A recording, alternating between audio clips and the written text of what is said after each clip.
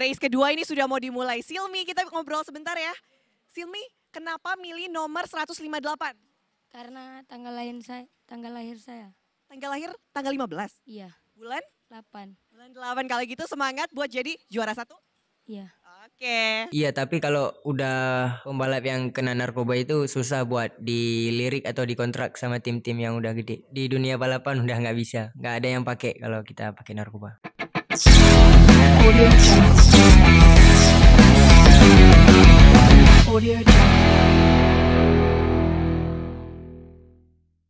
Assalamualaikum warahmatullahi wabarakatuh, sahabat BNNP Aceh dimanapun Anda berada, semoga selalu dalam keadaan sehat dan senang rasanya hari ini kita kembali lagi hadir di podcast BNNP Aceh tentunya bersama saya Ida Karimudin. Nah, di mana untuk tema kali ini kita sudah kedatangan tamu dan di sini kita akan berbincang-bincang nih bersama rider muda Aceh yang berprestasi di dunia otomotif. Dan terakhir meraih juara umum pemuda pada kejuaraan Open Race 2022. Nah, siapa dia? Nah, sudah bersama kita Bang Silmi Helsinki. Kita sapa dulu ya sahabat. Assalamualaikum warahmatullahi wabarakatuh Bang Silmi. Waalaikumsalam warahmatullahi wabarakatuh. Ya, apa kabarnya nih Bang? Alhamdulillah baik. Bang Silmi aslinya orang mana? Asli Aceh. Aslinya Aceh. Aceh besar. Aceh besar. Ya. Ini umurnya berapa sih kok masih imut-imut gitu ya? Sahabat masih muda banget ya. 16 tahun. 16 tahun Ya. berarti ini masih sekolah ya? Masih sekolah. Masih sekolah. Berarti Ida manggilnya nih nama aja ya Silmi ya. Boleh. Oke, sahabat namanya Silmi dan masih muda banget ya. Untuk umur yang segini udah menjuarai kejuaraan apa kemarin? Kejurnas. Kejurnas. Juara umum juga. Berarti yang terakhir juara umum pemuda pada kejuaraan Open Race 2022 Di stadion. di Stadion Longraya. Iya. Mungkin boleh diceritain ke sahabat BNNP Aceh apa aja nih kegiatan sehari-hari Ismi? Sehari-hari Silmi sekolah, masih sekolah soalnya. Itu maksudnya bisa masuk dalam dunia otomotif awalnya gimana? Dulu sebenarnya abang saya yang mau ke balapan gitu. Iya dari abang. Iya. Terus dia ada hal lain kayak kerja gitu.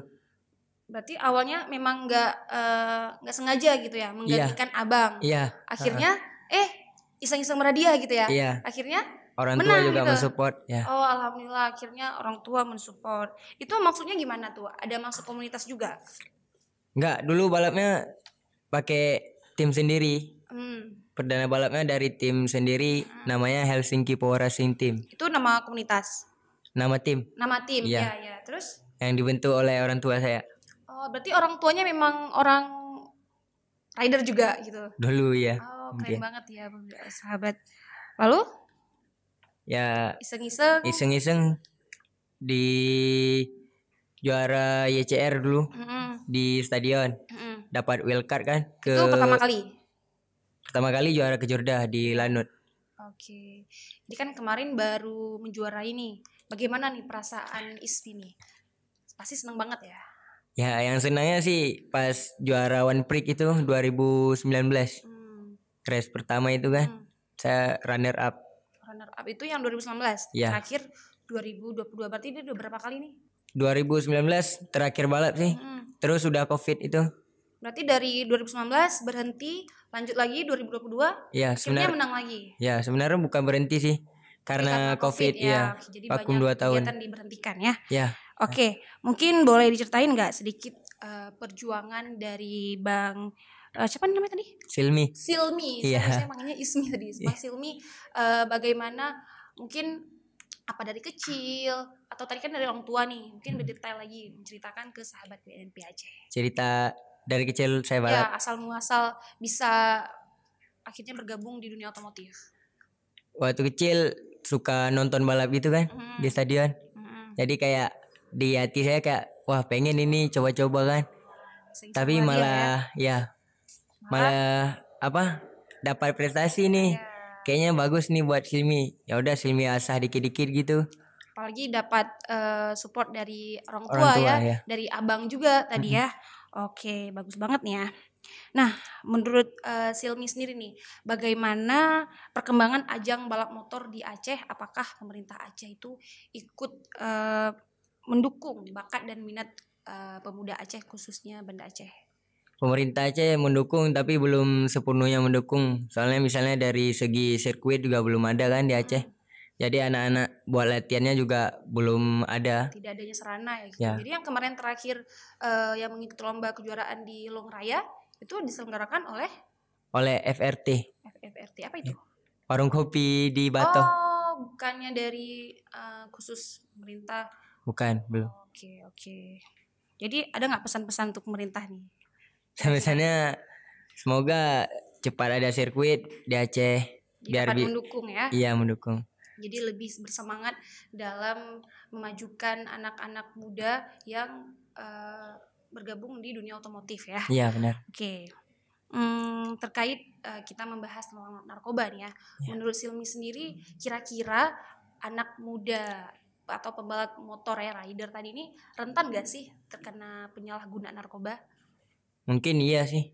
Tapi Iya. Silmi juga nggak terlalu tahu juga gitu. Atau memang ada nggak sih kira-kira teman-teman Silmi yang terjerat penyalahgunaan narkoba? Kalau sekarang sih belum ada sih. Kalau ketahuan Silmi sih. Mungkin karena masih SMA ya, atau Iya. teman-temannya di ruang lingkupnya masih sekolah gitu ya. Iya. Tapi dalam ruang lingkup komunitas tim dari Nggak ada.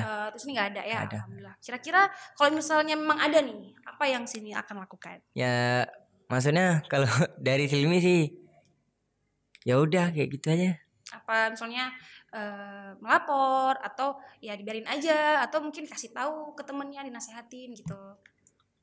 Kalau Silmi kan masih terlalu kecil jadi belum berani iya. buat ya Oke. buat negur gitu. Iya, soalnya kita nih perasaan ya sama temen ya. Iya.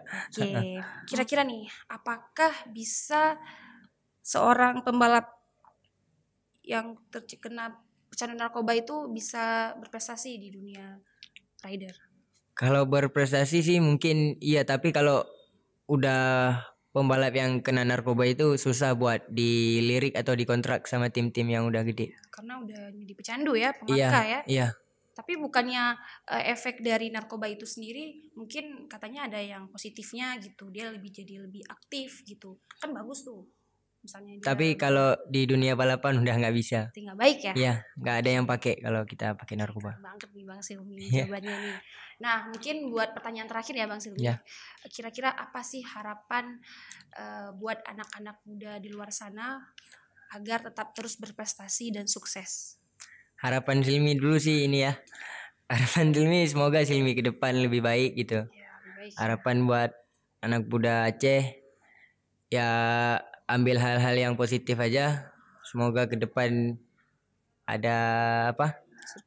Sirkuit mungkin. Kalau kan nggak semua di dunia balapan juga kan olahraganya. Iya, banyak. Ada basket, volley, juga bola. Pokoknya terus memberikan dukungan yang terbaik untuk anak-anak muda Aceh Iya, ya.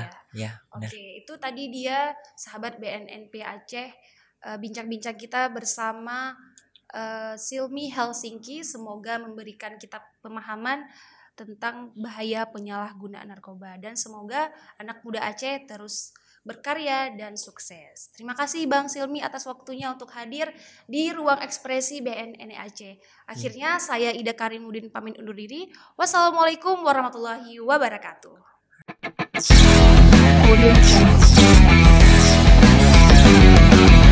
Audio Jungle.